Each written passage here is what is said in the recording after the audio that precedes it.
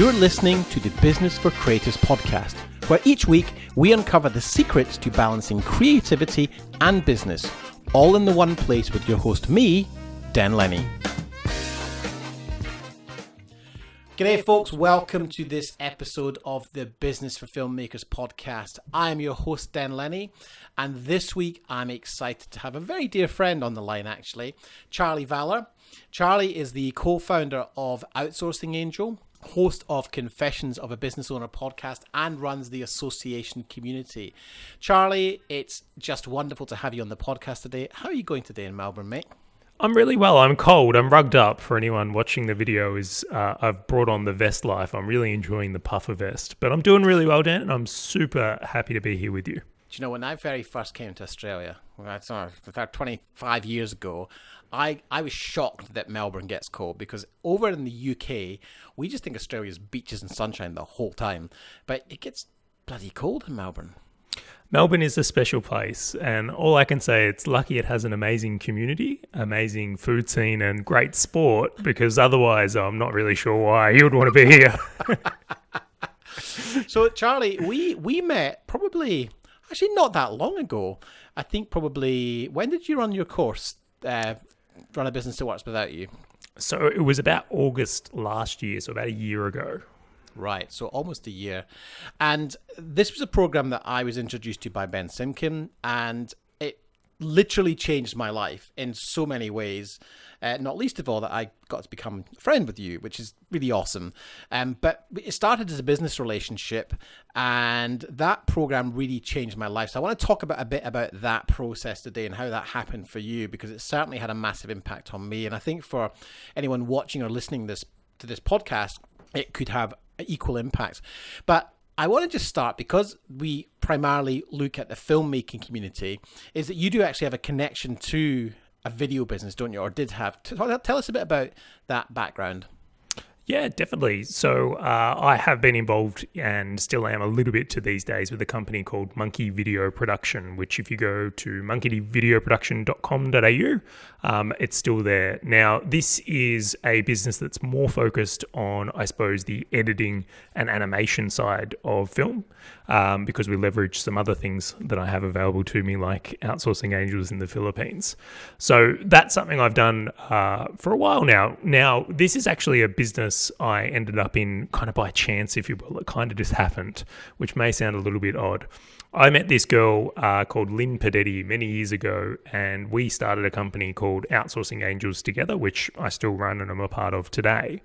But as a part of that, Lynn was doing a video production business as well, and she was like, I think you should get involved with this. And I suppose, I won't say naively, because I had a great relationship with Lynn, but I was like, yeah, why not? Sounds great. And even to this day, that business is still going and going strong. We also do video editing at the marketing agency I'm involved in, and then Outsourcing Angels itself does a lot of video editing, and particularly like podcast editing and vlog editing today, which seems to be something that's much more dominant than it used to be a few years ago.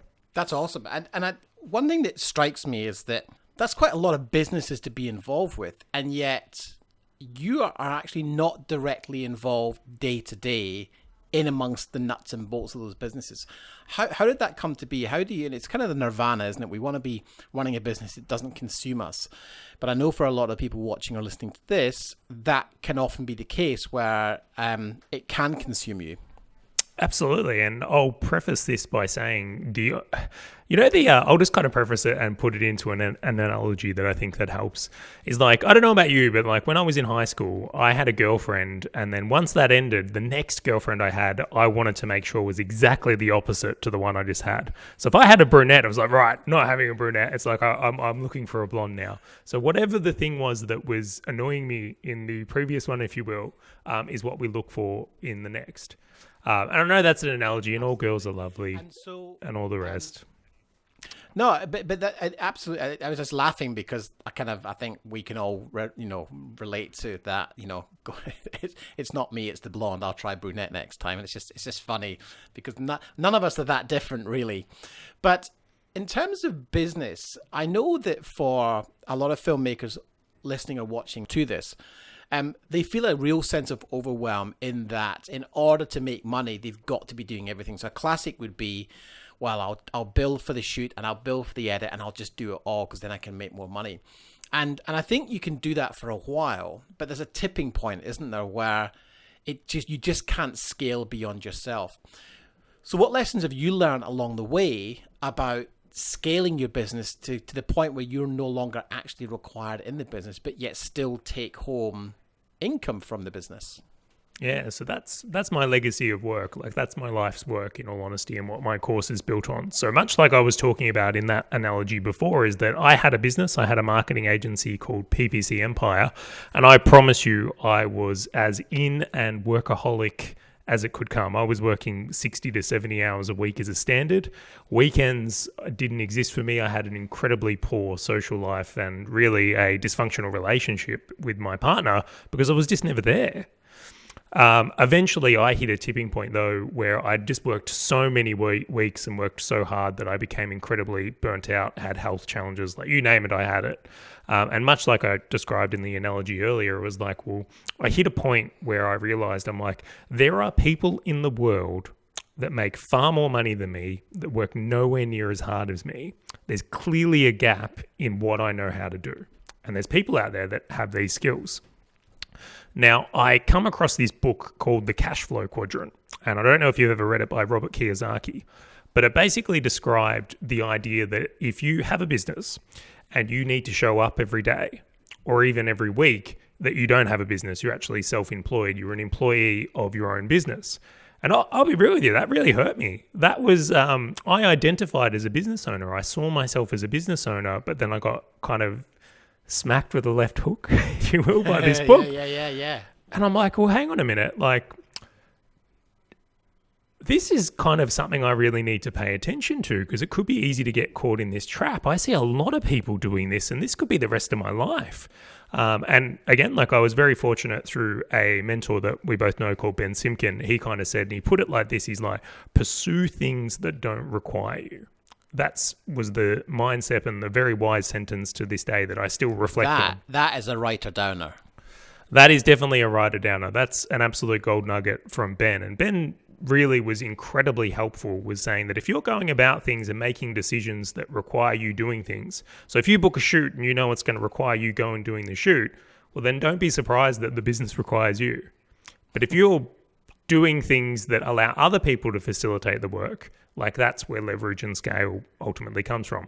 So I set upon this quest, and I was like, well, at that point, I made the decision that I was not going to do the marketing agency anymore because it had killed me and I had a lot of bitter feelings towards it. I wanted to get rid of that girlfriend and move on to the next.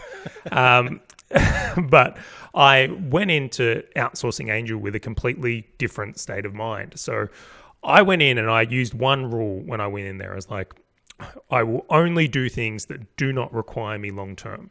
I'm happy to set things up. I'm happy to build systems. I'm happy to hire people. I'm happy to set up the marketing. But if anything in this business leads me long term, I don't care what it's going to pay me. We're not doing it. And that was the mindset I ran with for like a good year. And what was interesting is over that year, you learn how to problem solve from a completely different point of view. So what I kind of think of with a lot of people is that it's not that you can't do what I did.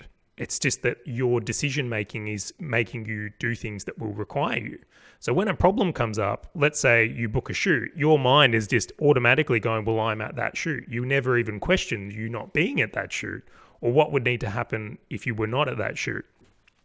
So when we started operating in this way and really putting all the attention into it and prioritizing time over money, and that's a really important thing, I'd noticed I'd developed this skill set to the point where the business actually didn't need me at all. And to test that point, although it's not a great story, I unfortunately contracted glandular fever in, I think it was maybe 2015 or 2016, going back now.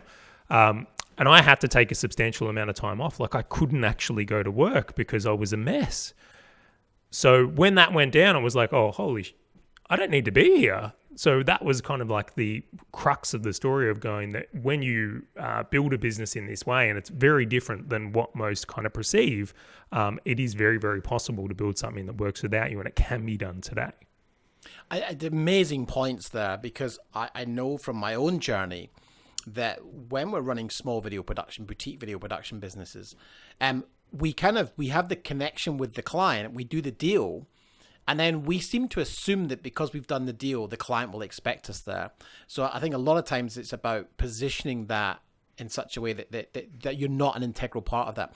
And it just, something else cropped up in my mind. I know you were speaking in Bali recently at an event, and I think I saw a photograph you took going, wow, all these entrepreneurs who are living the laptop lifestyle, who claim to be, traveling the world, living the laptop lifestyle, actually are broke. And they have to get on the laptop to sell some stuff to pay for their accommodation that night. And I thought that was interesting because clearly they haven't come at this from a systems perspective, a way of facilitating a business making money while they sleep. And I know that there's an awful lot of attraction to that notion of, a passive income. I don't believe passive income actually exists in its truest form. I think what does exist is the ability to build a business which is systemized. So you put a lot of the work in up front to create the systems and the checkpoints that then allow you to be able to go and spend time in Bali for a month if you wanted to, and not actually have to be involved in the business. What tell us the story of how that came about for you, because I know that I think that was a post that you posted when you were in Bali about that. I have a good giggle, but in all honesty, I was devastated at the time, and I'll tell you why. Okay, so you can imagine in this world is like what the path I have chosen is very uncommon. It's not often I meet people that have prioritized having a business that can work without them as a main focus point. So I'm a little bit of a unique sort, if you will. Like I meet a lot of business owners, but not many kind of, this is their skill set. So when I went to Bali, right, I'm quite familiar with something called the digital nomad. These are these laptop style business owners that travel the world and see all the world and work from a laptop. Now, I had built up, and I will say this, I had built up a fantasy that this was going to be like my homecoming. This was like going to be me connecting with all the people that prioritize the same things. And I was going to meet all these geniuses that saw the world in my view of prioritizing time over money and how they had their systems set up and businesses set up to run things. So I go into this co-working space and I walk around and I meet a few people and I'm kind of assessing things. And what became very, very clear to me was a bunch of workaholics with a view. So it was a really devastating moment, and honestly a little bit of a heartbreaking moment, because it became clear to me that a lot of these people are living on like $10 a day or $20 a day, and like wow. the lifestyles and things they're going for. I'm like, this is terrible. This is gross. So sadly, in a lot of cases, and I don't think it's uncommon, but what I see as this really common thing is there's a lot of workaholics out there. They're in every facet, and the grass is definitely not greener. It's a really, really interesting thing, particularly in a space that glorifies the, I suppose, freedom that comes with being a digital nomad. I was yet to find that freedom. And maybe I was just looking in the wrong places, but definitely not seeing what I anticipated there. It is really interesting how when you look around the internet at the entrepreneur scene, that there is a sense of the harder you hustle, the harder you work, before 5 and after 7 p.m., like the more successful, or the more effort you're putting in, therefore the more successful you're going to become. And I think where I see a disconnect is that running a business is hard work, and you will have to put in a lot of work at certain stages of the business growth. But just working hard doesn't in itself define entrepreneurship, if that makes sense. And I think I saw another post that you'd actually referenced on Facebook about someone had actually commented on how the fact that, if you're not hustling at 4 a.m. and midnight and getting 3 hours sleep a night, you're not somehow doing it properly. And of course, your philosophy completely is the opposite of that. Yeah, so I'm pretty much anti the hustle after experiencing it myself. So I tried it. Like I did try the hustle thing and like working the astronomical hours thinking it was the solution. And time again, and there's so much research you can look at this, but I'll give you a few points here is like, if you're working obnoxious hours, like super amount of hours, and you're going sleep deprived, there's zero chance you are operating a business from a sound point of mind. Studies have shown that if you're, getting 4 hours a night sleep, you're actually pretty much operating your business at the same capacity as a drunk person. So when I look at that, is like being drunk and running a business doesn't sound like a good idea. No. the second part I look at it is like when your life is that unbalanced, when all you do is just work, right? You actually start to turn into a bit of a bitter person. Like if you don't have friends, social life, do fun things or things for just the sake of it, it actually does damage your soul. I know some people may not understand that, or maybe they think they can get away for a point, but there's so many great things in life to experience. Now, the other thing is my best ideas have never happened at my desk, ever. And I look at it and go, that it's when I have time away and recalibrate or spend time with other people or do other activities, that's often where my best ideas and strategies and things come from. So really, I need to make sure that I am doing that stuff. Otherwise, my business is kind of screwed. Where in the retrospect is like I watch a lot of people work the crazy amount of hours, which means they're operating from a place of being drunk, listening to poor advice, wearing it as a badge of honor by, not seeking out great mentors or great people to be around. And then after a certain amount of years, they're sitting there shocked why they haven't got the result. They're sitting there like, I've done all this hard work, like it should count for something, and it just doesn't. It's interesting, going back to the course that I first invested in with you, that had such a dramatic impact on my life, because at the time I was going down a route of developing the video creators. I saw this opportunity of creating high volume content for business coaching, for business clients, and I had signed 2 clients very, very easily, and those gigs were worth about $75,000, and I was like, hey, this is easy. But the thing that I very quickly realized was I wasn't getting to play my drums, which is something that I'd wanted to do for ages. And I was spending a lot more time in client management world, which I hated. And during our time working together on that program, I actually realized that I wrote a tree. So we used a piece of software called Coggle. It's kind of like a mind mapping software for anyone who's not familiar with it. And one of the challenges was to write down all the things you're doing currently and all the things that would need to happen to remove you from the business. And I actually put a third branch out, which was, what do I want to do? And one of the things that came up for me was playing the drums. I'd just bought this incredible drum kit. I'd managed to find somewhere to put them, but I wasn't finding time to play them. And so Charlie said to me, put it in your diary. And now I'm still working on becoming consistent with that. But, last Wednesday, I think I spent 4 hours in the studio playing drums. What happened during that was, it was great exercise and I had a great time.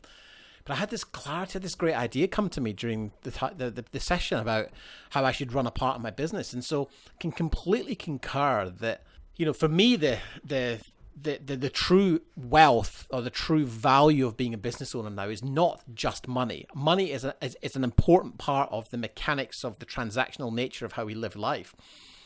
But to me, true freedom and value comes from having time to go play my drums on a Wednesday. And I know for you, it's cycling. Can you add any more to that notion?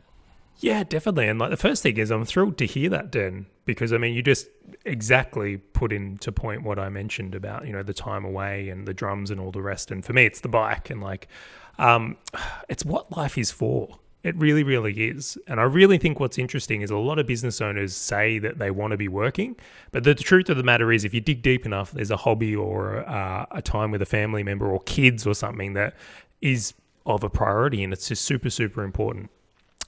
Now, I'll layer into this a little bit. Now, the first thing is if you own a business, you are one of the people that has the opportunity to go for the trifecta. And what I mean by that is time, money, and freedom. And I honestly can't see why you would settle for anything less. If you're going to take all the risk of starting a business, all the pressure, all the stress, all the knowledge, all the learnings, then I want the reward. Otherwise, I sincerely believe that a job probably will provide a better environment, because at least they might shut the office doors or you might get weekends off. Not in all cases, but that's a very, very harsh truth for a lot of people.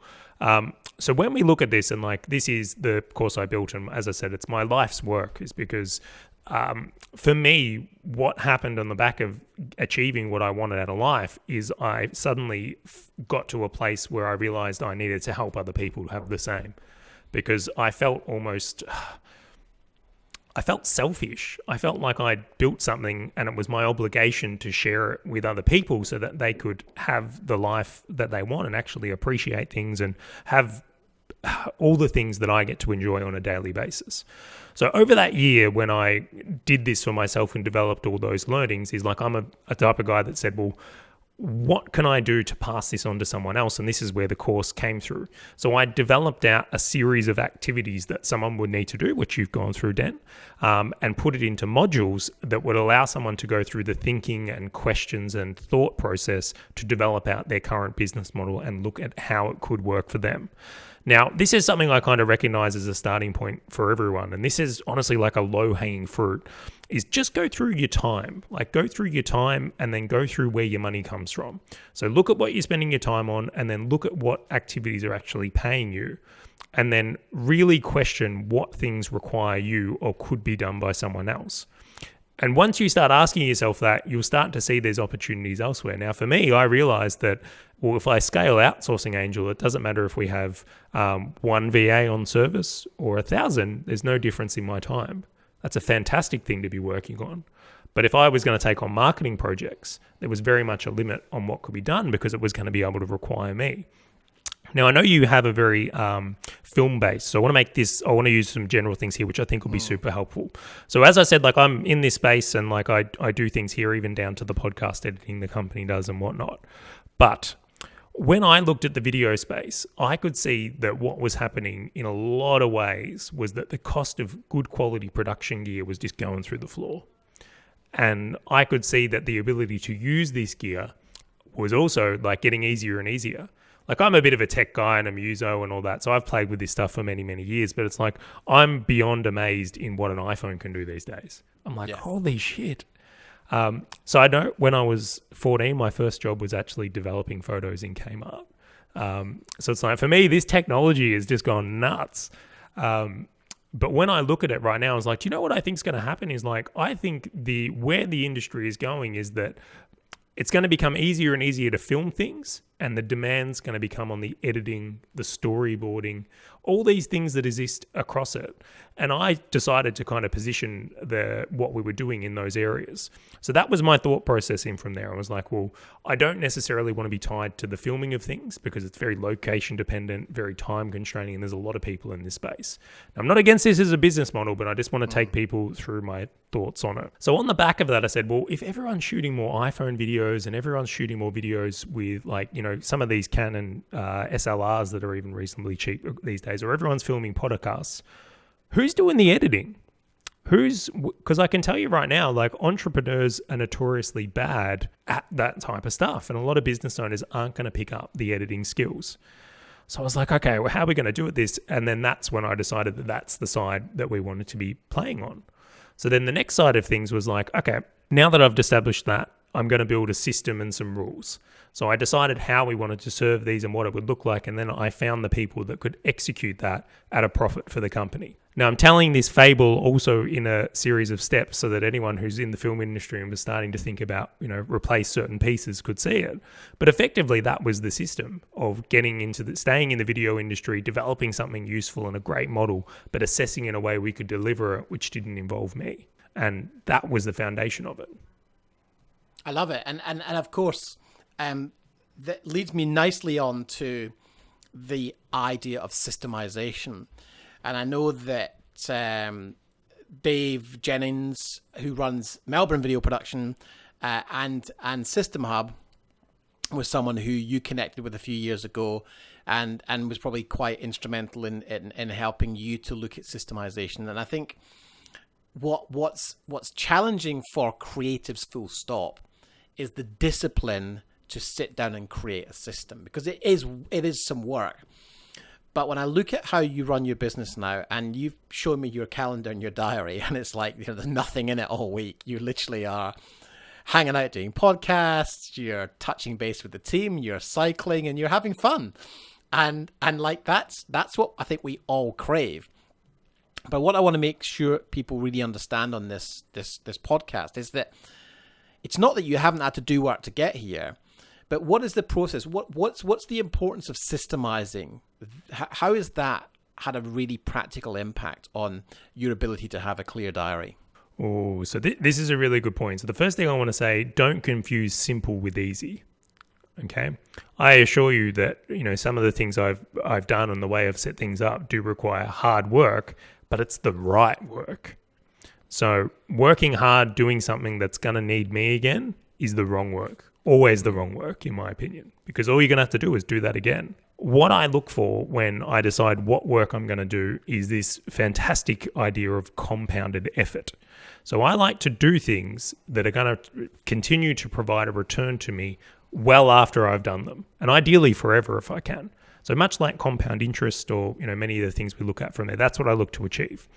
Now, when it comes to systems, is that if you build a system, so if you spend the time and you build a system for how to deliver work for a client, and then you can get someone else to run that profitably, you've now created an environment where work can happen without the need of you at a great standard, where you can achieve a result. So I'll loop back into the Dave Jennings comment though. And Dave, I'm such a huge fan of him and so grateful for the time he's given me over the years. When I was in the marketing world, I met Dave and he was running Melbourne SEO at the time. And I would have been lucky enough to get some time with him and some mentorship from him. And one of the things, and this was my first experience, is my agency was I was just winging it. I had no clue.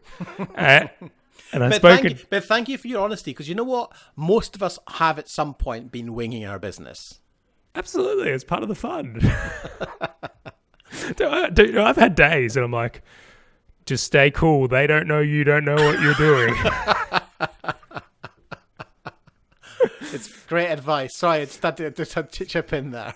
Yeah, it's hilarious. But anyway, I met Dave, and Dave was a fantastic mentor. And what he did is he took me behind the scenes of his agency. He showed me how his agency worked, and I looked at that compared to how mine worked, and it was pretty much like my agency, if I had to use images, was a bowl of spaghetti, and his was a neatly stacked pile of bricks. And I was like, this is magical. This is unreal. What is all this stuff? What is this? And he went on to describe what systems were and how they worked and how they could be leveraged. And that became such an eye-opener on that was how he achieved scale. So essentially what Dave did was provide me with my first idea of what systems were and how to use them. And then upon going to do that is how I scaled the marketing agency. So just in understanding the basics of systems I was able to go from a team of 4 to a team of 15. So that's how we scaled. And I'll give you a really good example, because this is from there is what was killing me in the marketing business is I would go and do AdWords for someone. So I'd be doing AdWords, and then I'd say to one of my guys, hey, Martin, who I worked with at the time, can you go and finish off some things in this account? And then he'd go into the account and he'd take ages, and I'd contact him. I'd go, what are you doing, man? There was 2 minutes of work in here. And then I came to realize that he was doing a lot of the work I'd done again in his own way. So we were double handling work. So if you just imagine this is imagine, editing film work twice. It's terrible idea. And then what was worse is we were getting frustrated and shitty at each other because of our differences. So it was creating this tension and all the rest. And one day, me and Martin sat down and we said, right, we're going to decide a way to manage an AdWords account, a start to finish, where you start in the account, what you do, and then that is it. And that is how we will both go through this process. So we sat down and we mapped out together how an AdWords account should be managed, what needs to be looked at once a week, what needs to be looked at once a month, how often things are changed in the account, and that became the way. And all of a sudden, our productivity shot through the roof. And I was like, ooh, we can take more accounts. So all of a sudden, the business was more profitable. But then this was the icing on the cake. When it came to hiring that next person, all we did was screen record ourselves going through the process or going through the system and here's your training. This is how we roll. So hiring people, scaling them up to be as good as us and well-trained was took a day. And we were like, oh my God, instead of doing all this other stuff, this is all we had to do. So we got to be able to scale the team really quickly. The culture was really good. We're producing a high quality, consistent work. And I was like, wow, systems are just the way. This is just how you do things. Amazing. And there's a great phrase that I think I got from Jocko Willink in his book, Extreme Ownership. And it was, structure and discipline will set you free. And as someone who has lacked structure and discipline for many, many years, because I'm creative, I'm off chasing the shiniest new gear. I'm spending all day on, B&H Photo looking at gear. I was that person. And so I've worked hard to become more structured, more disciplined, and it's an ongoing thing. But I've got to tell you, I'm starting to fall in love with systems. In fact, I had a conversation with you just last night saying, hey, do you think I should use this one or this plot? I've started using Asana to manage projects. It's amazing how when you start to break down the steps and you can explain them in a logical order. I love nothing more than recording that video once and then going, hey, that's done now. I don't need to touch that ever again.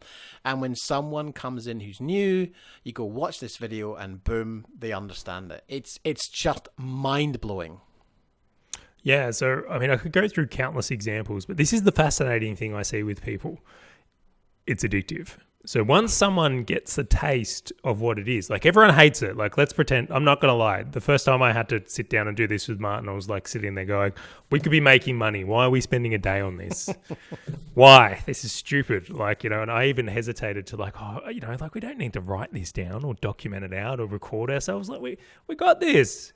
And then after we did it a few times and I saw like what it was doing, I was like, oh my God, this is all I want to do. We should just... So you get into this addictive phase, and then before you know it, you'll have systems for most of the things in your business, or the most important things, I should say. And the world just changes on the back of that. And do you believe that for a lot of the folks that perhaps watching this podcast or listening to it are one-man band businesses? They are freelancers who've started taking on a few more projects. They've started perhaps outsourcing sound recording or editing or other aspects, graphics. Do you think there's still value in a one-man band business starting to create systems? Because it does seem like a lot of work. When you're working on your own, there's that tipping point, isn't there, where you kind of feel like you're overwhelmed and where are you going to find the time? But what advice do you have for anyone who's in that position? Oh, it's really interesting. It's a great question, by the way, Dan. I love this question. So the first thing I'll say is build your business not from where you are, but from where you want to be. So if you want to have people down the road, you should be setting up systems from now because it's a skill. Start getting good at them. The second thing, particularly with creatives, and there's a few I'll go into from here. I'm a creative. Like I used to play in bands. I would say I'm a little bit artistic, maybe not very good, but we'll see. But even now, I'm loving creating podcasts and doing all those things. What I've found is that creatives or anyone in general who has systems and follows their own systems is quicker with the systems than they are without. So I'll go through something here. Let's pretend you've just done a shoot and you're coming into a place where you're doing the editing. If you're going through your editing and just doing it randomly, like might do a little bit of V&E, might watch some end, might try a filter. Like if you're just doing things randomly, like it can blow out. You all of a sudden a day can go in editing and you can not even realize it. But if you had a structured way you do your editing and saying, well, right, first off, I'm going to trim. I don't know. I'm not very good. I haven't much experience in editing. But, first off is just I'm going to clear any waste. Second off is I'm going to set the screen size. Third off is I'm going to just filter out this thing from here. Fourth, I'm going to order the captions so we can have, the subtitles. But if you find you follow the process, what's really, really great is in following your own process or your own system, one, you don't miss anything. Two, is it's actually very freeing because you just follow your own thing. So it actually requires so much less brain power to go through your own system. And it's super, super, as I said, just really powerful from teaching you to be a quality business owner. So if you're building systems from a point of view in your own business to run them yourselves, you're actually leveling yourself up in this process. So there's just so many wins I really look at that and see why, even if you're a one-man band, you should be doing this. Jeds, it's gold. I was working with an editor for a while and it's something just cropped into my head. I'm like, God, it's so, if I'd put a system in place, that wouldn't have happened. But this guy, great editor, but did a lot of broadcast TV work. And therefore was setting up projects and creating steps for assets and graphics that weren't required, despite me saying this is only for Facebook or YouTube. It doesn't need all this other shit. But he was doing it because he was so used to doing it, and his system was to do it anyway. But one of the things he would do would be he'd split the audio tracks into music and voice and left and right and effects. And which I'm sure Facebook does massively well. Yeah, but he did all these things that created an extra process that on a couple of occasions meant he missed some basic editing nuances. Just simple things like not fading up the audio gently at the beginning and fading it down at the end. He was so busy cutting music up to try and make it fit better as a beat. And yet, most of the time, I would just be like, the last thing I'll put on is a bit of music bed just to kind of help drive it along. I actually don't really care what the music is because it's down so low. It's just there to help it along. But he was spending half an hour taking a track, splicing it up to get the different nuances of the track to work really well with different parts of the video. Now, his intention was to create a great video, and he was going into levels of detail which would absolutely, in some circumstances, enhance the project. But for me, I had a certain number of hours scheduled for editing that the client was paying for, and he was now blowing time on stuff that wasn't required. So in the spirit of Jocko Willink and extreme ownership, 100% my fault, because I made an assumption that he would do it my way. And of course, without a documented process, what happens is what happened in your business, which is two people come at the same project from two different perspectives. Neither are right, neither are wrong, but there's a clash. And I found that a very challenging scenario because I had to keep explaining and discussing with someone who had an ego. And I don't mean that negatively, but, they felt like I was criticizing the way they operated. And there was me trying to be kind of cool and like, hey, I'm bringing in talent, so I want to allow them to do it their way. But when it started to cost me money, I had to step in. And I realize now that a system that was documented with videos would have removed that. So that's one example of the frustration. And what happens psychologically is you go, I knew this was going to be a hassle, so I'm better off just doing it myself. And it's working through that pain point where you could do it quicker yourself this time, but what you want to be doing is not doing it again. And so I've actually had a project just landed on my lap yesterday. Somebody popped in who we've done a little bit of work for and said, could you shoot this event and edit it? And I'm like, well, you know what? I've got assets here which can be utilized to generate revenue for the business. So I said, yeah, here's a quote, no problem. My job now is to make sure the shoot happens without me and the edit happens without me. And so actually what I'm going to do is create some processes and systems so that I can get somebody else in to shoot that project and get somebody else to cut it. So I completely see where there is pain involved in this process. And as you say, simple isn't necessarily easy. Yeah, well, I mean, there's many great things there. And I think you identified one of the most important is that systems can really level out training gaps, and it's overtraining and undertraining. So when you're working with really skilled people, in your example here, it's keeping them in the rails of what actually delivers a profit for the business. Now, I don't doubt the work this guy was doing was valuable and high skill and all the rest, but you are footing the bill for the overwork.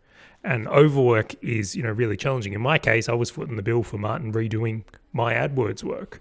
So working with people is systems is just a no-brainer on that one from there. One of the things I kind of look at is I love your attitude towards, going into this next thing with not being involved. And that's the mindset it takes. Like that really, really is what I look at things or how I would approach things. And then it's the thinking back from there and what you need to have in place. The other thing I just wanted to mention quickly is like one of the things in this space that I think is most important if you are going to do it. The best thing I noticed to create a higher quality end result with anything to do with video and audio is providing something that's called definition of done. So it's all good to have a system, or you might have a step-by-step, but if you can provide an example of what the finished product should look like so someone can check their own work against it, like that is something that will just raise the standards across the Fabulous. Yeah, I love that. And it's certainly a bit of work, but I'm certainly excited about the prospect of it's a challenge for me. I took this job. I actually vowed at the beginning of the year, and I think I said to you, I'm not doing any more production work. But there's a line there which I want to be clear to everyone. I don't want to do any more production work. That doesn't mean my business isn't capable, and leveraging my incredible history and experience and the real people ask us to do stuff. The key caveat here is I don't personally want to be involved beyond maybe sending a quote, which could be systemized, and already I use Xero, so I've actually got department codes set up, so it takes me 5 minutes to send a quote. But the ideal in terms of systemization would be that there is a procedure for sending a quote that my virtual assistant could do, for example. So I'm using it as a challenge, and I'm being really upfront with everyone listening to this. This is a really tough call for me, because I'm a control freak, and I'm used to just going, I'll just do it. I'll go to the shoot because I'll keep an eye on things and make sure things go well. But the challenge for me is to articulate what needs to happen on that shoot so that I don't have to touch it. And that's why I'm taking this job on. And look, it's a $5,000 job. And if done right, I'll make $2,500-3,000 on it. Because I'm smart and I'm using my assets, I'm using my technology, I'm using my camera equipment. The key is to get people in to do the mechanics of it, and that's going to be a challenge. So I'll let you know how that goes. I look forward to hearing the result of that, but I love it because they're business owner skills, and honestly, I'll be real with you, that's where the gap is. Especially in the film industry. A lot of people are technically amazing. Like I see, and I'm sure you do too, so many talented people, like the way they shoot, the way they edit, like it's awesome. But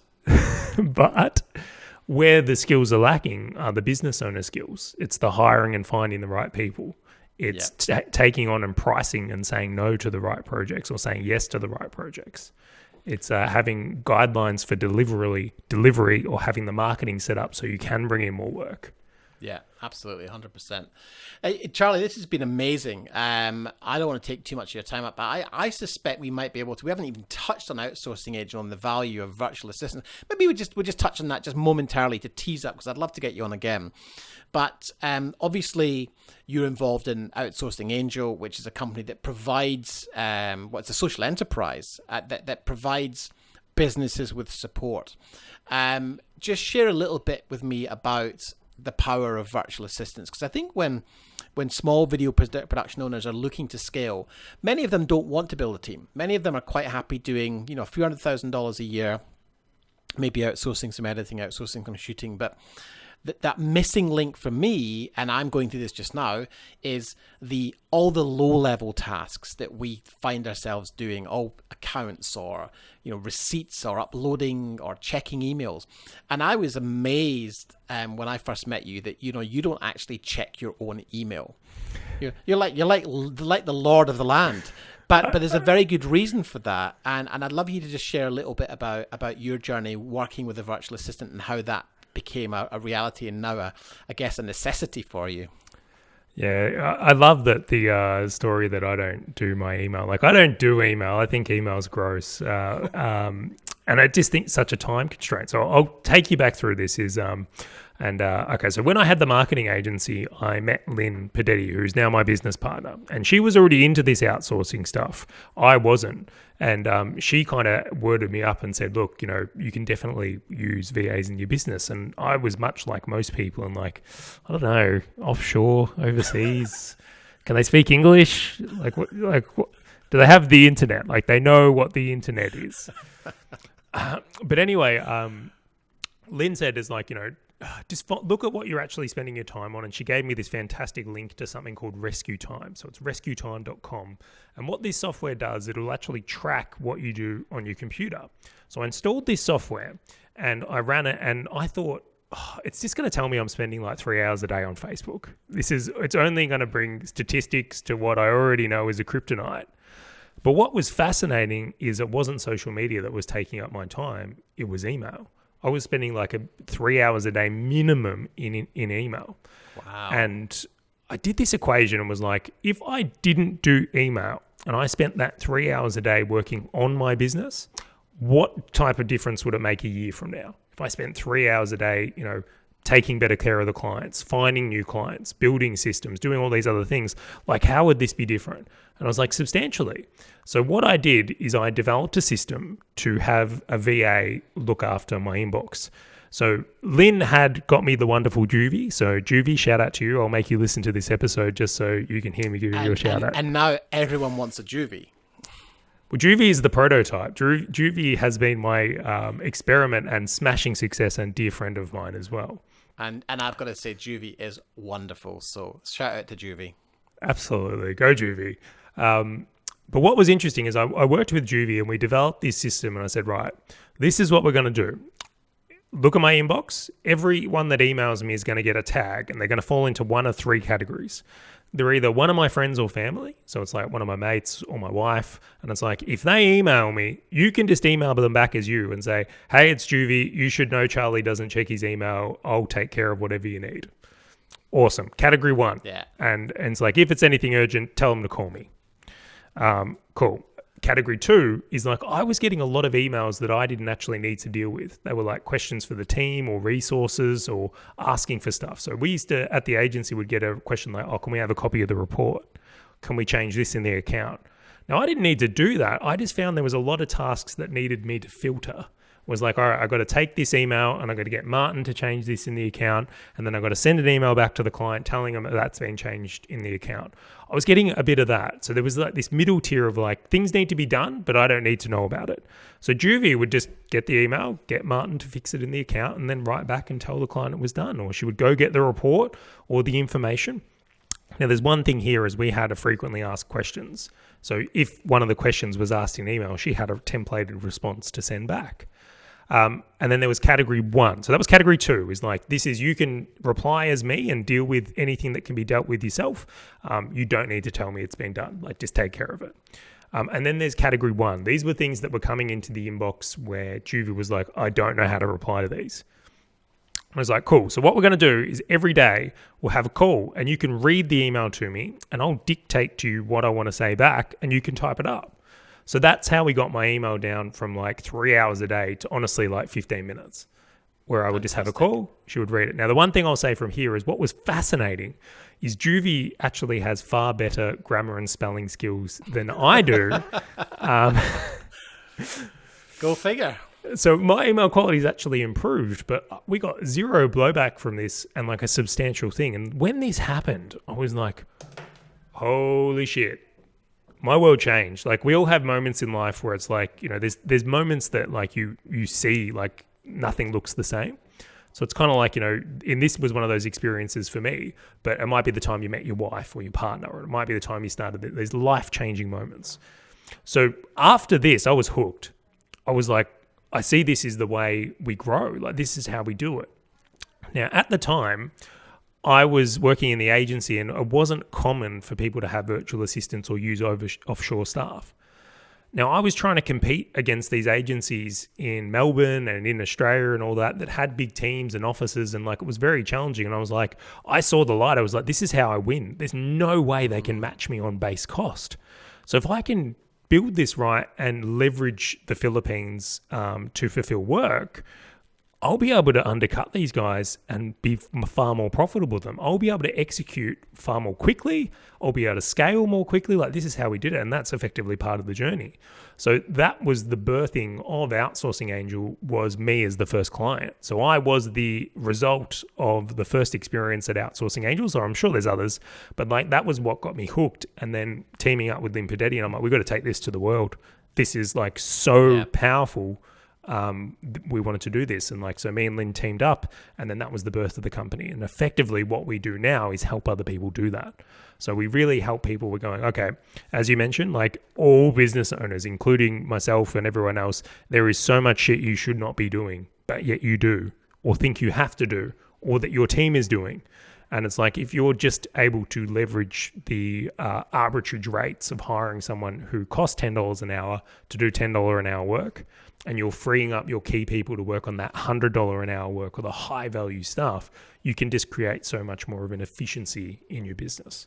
It's amazing. And I want to add here, because I know you're a very understated kind of a guy, that while there's a massively commercial aspect to running a business, including an outsourced business, you guys go way farther than that, because Outsourcing Angel is actually a social enterprise, isn't it? You know, you dedicate a substantial amount of resources and cash to improving the lives of the communities that you work in. And if you're okay to talk about this, because I know that you're a bit shy about this kind of thing, but I think it's incredible how you've created this vehicle that helps businesses succeed, but that also helps the community that supplies the services. Yeah, absolutely. I'm more than happy to talk about this. So my honest belief is that once you get past the kind of looking after you part of your life, like everyone's got that bit where you need to get your finances sorted, your wife sorted, all that stuff, or your partner and all the rest, buy the house, all that crap. But something will happen in you where you realize money isn't it. Now, for me, a large part of my life now is actually helping other people, whether it's other business owners have success in business or whether it's the Philippines in the country that has been so, so good to me. So when we started Outsourcing Angels, we knew that we had a responsibility to not just take from a country, but give back to a country. So we could see that we were changing lives in the Philippines as we grew. So when a VA gets a job and works for a Western company like someone in Australia, you change someone's life. Like, as an equivalence is like you're now enabling them to have income for their family and not be a part of the poverty line over there, and like just eating and education and a good home, and like it's a life-changing experience, and it's something very, very beautiful to see. And I'll admit is there's been times when I've like watched VAs transform, and I'll use a really good example here is like I actually cried when the day my VA got a car. So she was in her 30s and never had a car. She's got 3 kids and a husband, never had a car. They've always scooted around.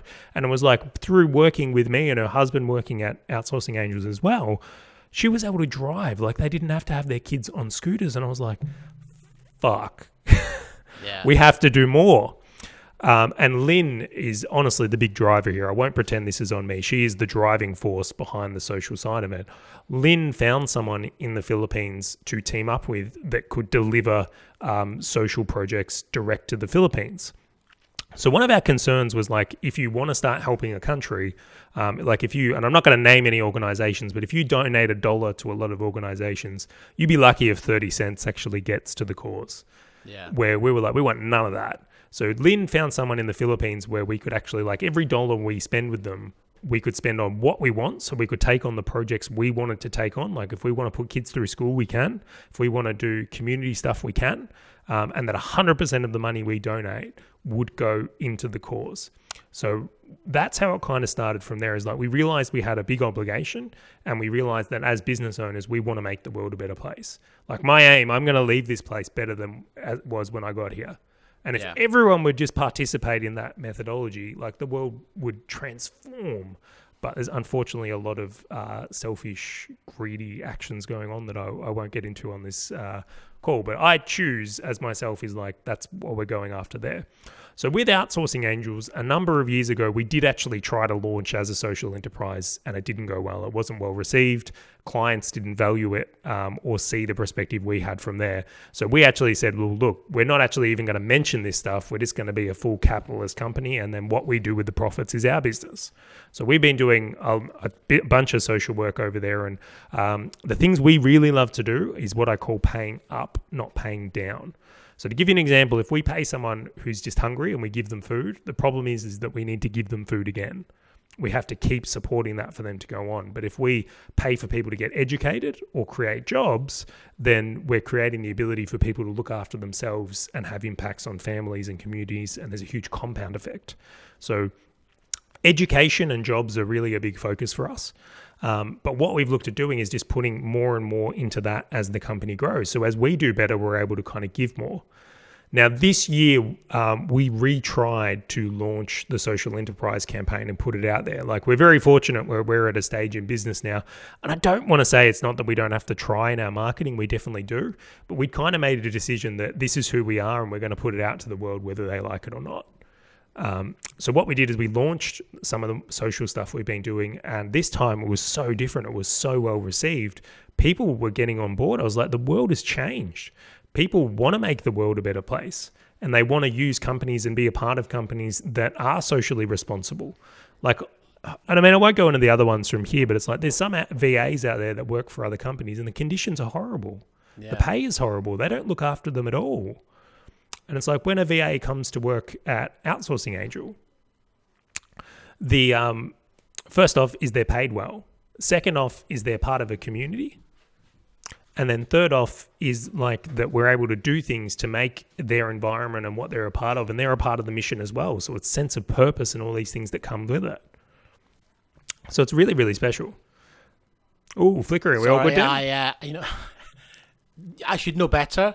I hadn't actually plugged the camera and the battery ran out. Go figure. 25 years in filmmaking. Sorry about that, folks. But Keeps it honest. Didn't want it to interrupt your flow. Charley, I think there's probably plenty of scope to talk to you more about outsourcing, Angel, or even get Lynn on the podcast, because I know I've met Lynn and she's a firecracker. She's incredible. She is one of the best people I've met in this world, and a dear, dear friend. Now, at the time we're actually recording this, Lynn is actually in the Philippines right now running the Outsourcing Angel Conference.